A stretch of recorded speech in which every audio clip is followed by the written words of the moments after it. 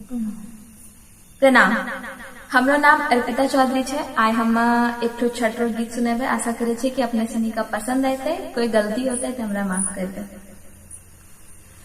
कथी केरो नैया हो दीनानाथ, कथी केरो पतवार, कथी केरो नैया हो दीनानाथ, कथी केरो पतवार, किए किल धैत हो दीनानाथ, नैया भासल जाय, किए किल धैत हो दीनानाथ, नैया भासल जाय, सोने केरो नैया हो दीनानाथ, रूपे केरो पतवार, सोने केरो नैया हो दीनानाथ, रूपे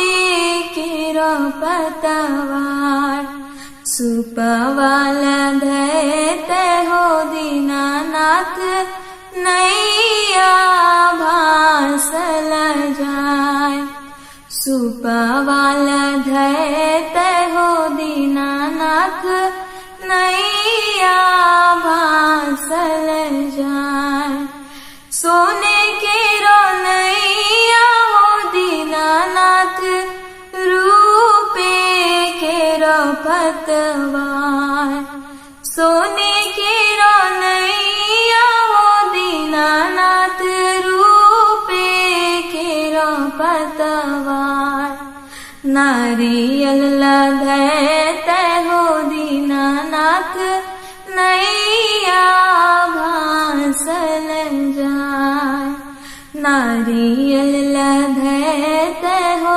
दीनानाथ, नैया भासल जाय, कथी केरो नैया हो दीनानाथ, कथी केरो पतवार, कथी केरो नैया हो दीनानाथ, कथी केरो पतवार, किए किल धैत हो दीनानाथ, नैया भासल जाय, किए किल धैत हो दीनानाथ, नैया भासल जाय, सोने केरो नैया हो दीनानाथ, रूपे केरो पतवार, सोने केरो नैया हो दीनानाथ, रूपे केरो पतवार, नीमुआल धैत हो दीनानाथ, नैया भासल जाय, केलवाल धैत हो दीनानाथ, नैया भासल जाय, कथी केरो नैया हो दीनानाथ, कथी केरो पतवार, किए किल धैत हो दीनानाथ, नैया भासल जाय, सोने केरो नैया हो दीनानाथ, रूपे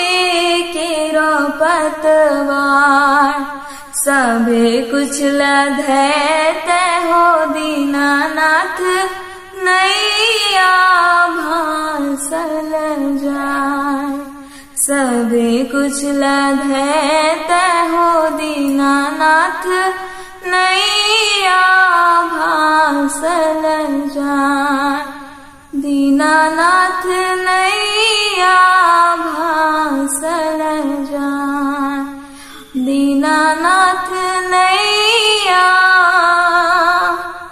भासल जाय। धन्यवाद। प्रणाम। जय छठी माई।